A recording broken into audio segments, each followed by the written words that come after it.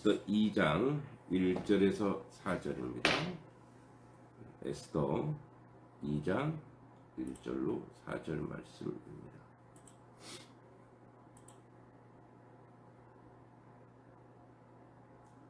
에스더 2장 1절로 4절 말씀입니다.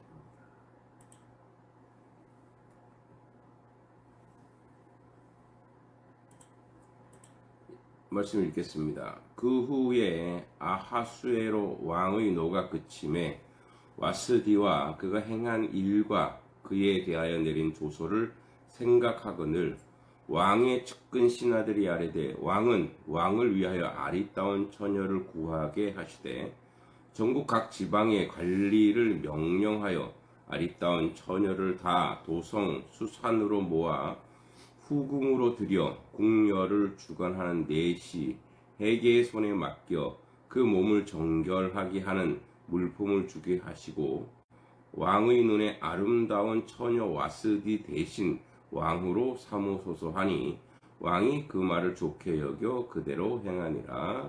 아멘.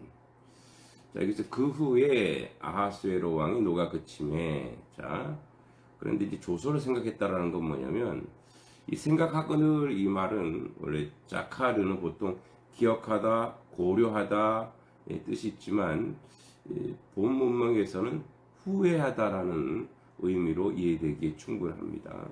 이처럼 아하수에로 왕은 그녀를 이제 와스디를 축출 사건 전 과정을 생각해 보면서 자기 자신이 처사가 성급했을 뿐 아니라 가도해서다는 느낌을 가졌을 것입니다. 한편 아하수에로가 와스디를 폐위시키는 것은 그의 즉위 3년 BC 483년째 되던 해에 일어난 일이고 에스더를 왕후로 맞아들인 때는 즉위 7년 BC 479년이었습니다. 이 기간 사이에 아하수에로는 그리스 정복이 나섰다가 살라마스 해전에서 대패하고 돌아온 그런 상황입니다. 이런 암담한 처지에 놓여 있었던 아하수에로였기에 더욱 왕후에 대한 생각을 하게 되었을 것입니다. 이제 이런 상황을 간파하고 왕의 신하들이 이제 얘기하는 거죠. 빨리 아리따운 처녀를 구하게 하시되 이렇게 얘기합니다. 그러니까 이런 그 신하들의 제안은 왕이 이미 폐위된 와스디에 대한 생각에 대해서 후회하고 연민의 정을 느꼈습니다. 법적으로 그렇게 다 제정했을지라도 또 뭐 왕이 바꾸면 바뀔 수밖에 없는 그런 전제 군주 시대이기 때문에 다시 이들이 와스디를 복위시키면 또 그렇게 하지 않더라도 폐위 사건과 관련된 신하들을 원망할 경우 그 후환이 두려웠을 것입니다. 그래서 그들은 바로 현실에 나타날 경우를 생각해서 빨리 조치를 취해야 되겠다 싶어서 새로운 왕후, 그래서 뭐라고 얘기하냐면 와스디가 아름다운 여인이었기 때문에 또 왕에게 아름다운 여자를 뽑으라 이렇게 얘기하고 있는 거죠. 여기 이제 왕의 신하가 나오는데 이 신하는 나르는 느헤미야서에서는 종자로 번역된 단어입니다. 그러니까 왕의 주변에 가까이 이제 서 있다가 이제 서 있는 각양 신하를 가리킵니다. 여기서 이제 와스디 폐위를 처음 주청했던 7명의 모사뿐 아니라 그 밖에 또 많은 신하들도 포함되어 있겠죠.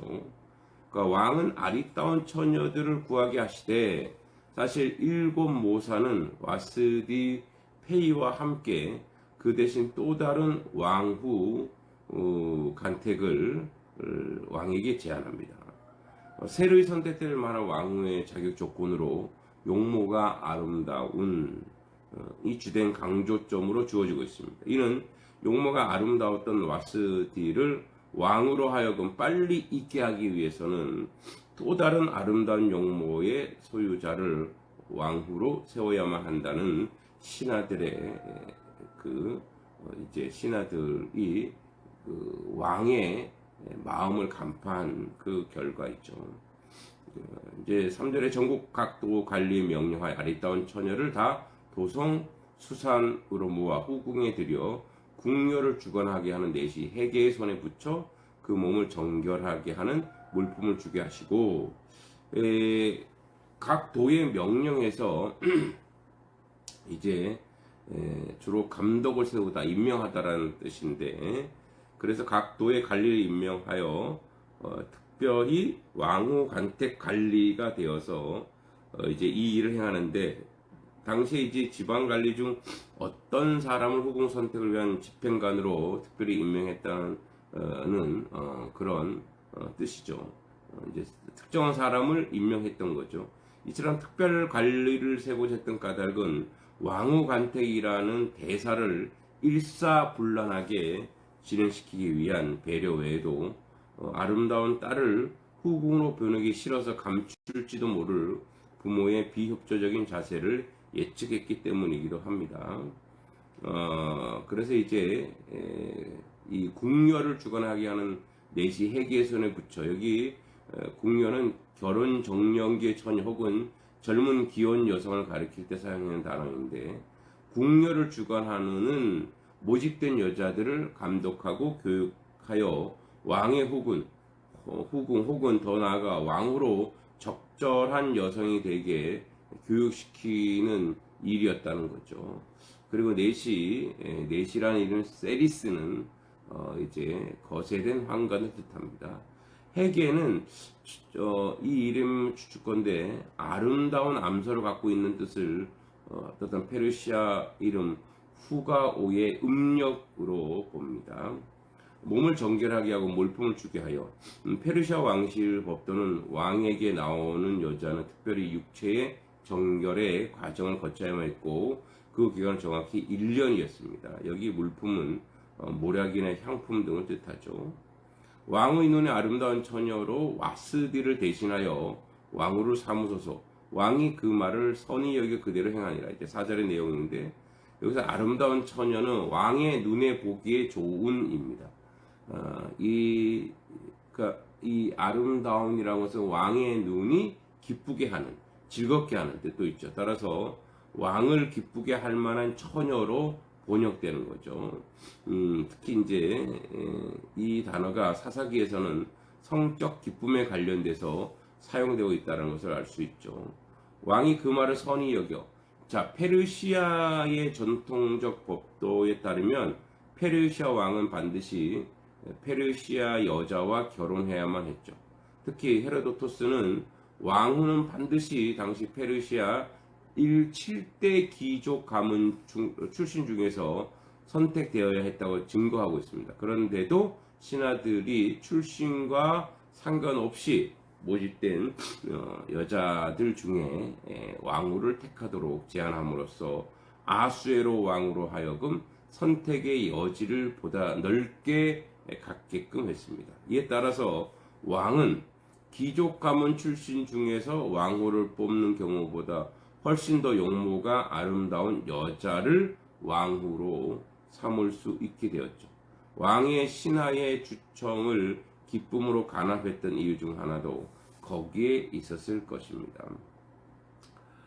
그러니까 이러한 그 규정, 그러니까 원래 페르시아 7대 가문이 아니라 이게 더 넓고 확대된 여성을 이제 뽑아서 왕후로 간택한다는 것에 왕도 기쁘게 여기고, 왜냐면 뭐 7대 귀족에서 뽑으면 너무 제한돼 있고, 또 하나 그 7대 귀족이 영향력을 행사할 수도 있거든요. 이런 면에서 볼 때 왕에겐 굉장히 흡족한 거죠.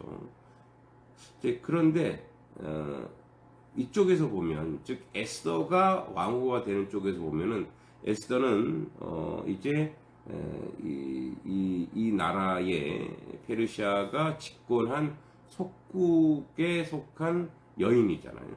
그러니까 그런 여인이 왕후가 되는 자리까지 올라가는, 우리나라에도 중국의 기황후라고 있었죠. 고려의 기황후.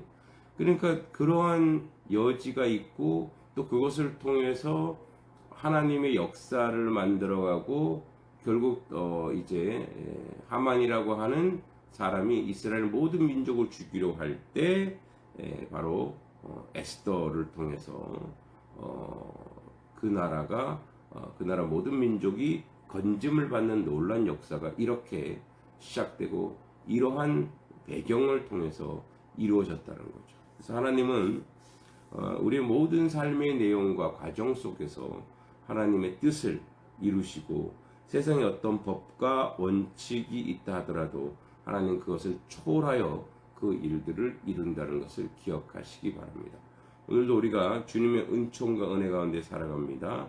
하나님의 뜻을 이루는데 조금 더 부족함이 없는 하나님의 사람으로, 하나님의 백성으로, 하나님이 원하시는 뜻, 하나님이 이끌어 가시는 그 원리 속에서 우리가 순종하고 살아갈 때 하나님은 어떤 것도 다 초월하여 우리 가운데 구원과 은혜의 역사를 이루어 가실 줄 믿습니다. 기도하겠습니다. 하나님 은혜 감사합니다. 오늘도 주님이 주신 주권과 은혜 가운데 살아가게 하시고 아버지의 뜻을 이루는데 조금도 부족함이 없는 하나님 백성으로 인도해 주심을 감사합니다. 선하고 아름다운 역사를 우리 가운데 만드시고 이끌어 주셔서 아버지 뜻과 아버지 은총과 은혜 가운데 모든 것을 감당하게 하옵소서.